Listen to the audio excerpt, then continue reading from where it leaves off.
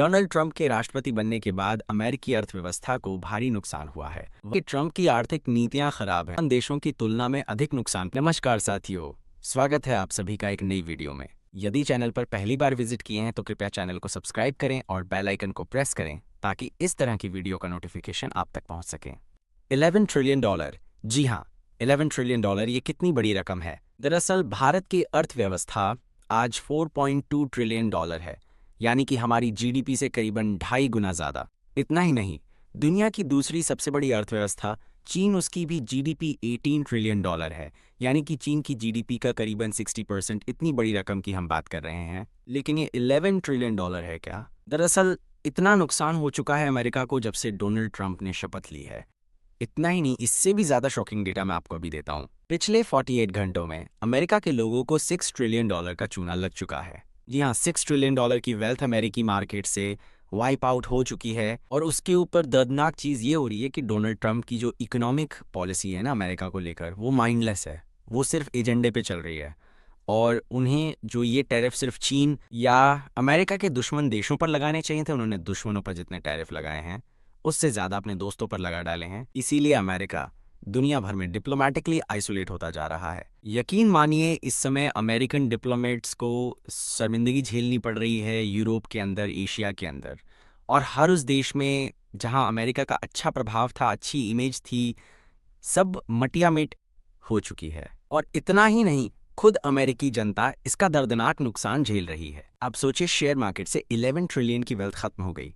11 trillion एक humongous रकम होती है। और जो बाइडेन को वो कहते थे ना कि उसने अमेरिका की अर्थव्यवस्था का सत्यानाश कर दिया, आप जानकर हैरान होंगे कि जो बाइडेन के 4 सालों में अमेरिका की शेयर मार्केट और अमेरिका की इकोनॉमी ने इतना शानदार परफॉर्मेंस दिया था कि अमेरिका के ही 40 साल का रिकॉर्ड तोड़ दिया था उन्होंने। और सबको उम्मीद ये थी कि डोनाल्ड ट्रंप तो प्रो बिजनेस आदमी हैं, वो तो अमेरिका की अर्थव्यवस्था को और अमेरिका के मिडिल क्लास को और राहत देंगे।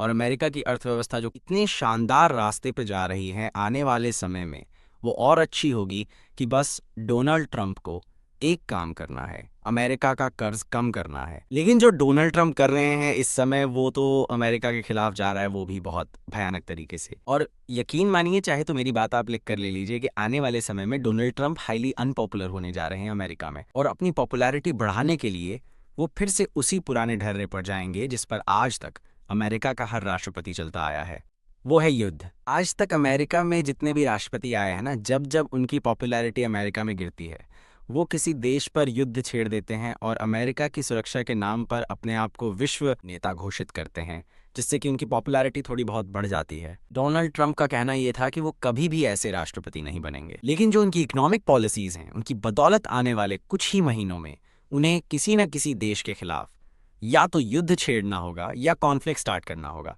ताकि अमेरिकी जनता का ध्यान बढ़ सके। क्योंकि अगर वो इसी तरीके से चलते रहे और अमेरिकी जनता का ध्यान पूरी तरीके से अमेरिका की अर्थव्यवस्था पर रहा, तो उनके खिलाफ कब महाभियोग आ जाएगा संसद में पता भी नहीं लगेगा। और अब आपका काम है वो ये कि पिछले 2.5 महीने दिनों के डोनाल्ड ट्रंप के कार्यकाल को आप 10 में से कितने नंबर दोगे जेन्युइन, चाहे आप ट्रंप के समर्थक हो या विरोधी हो।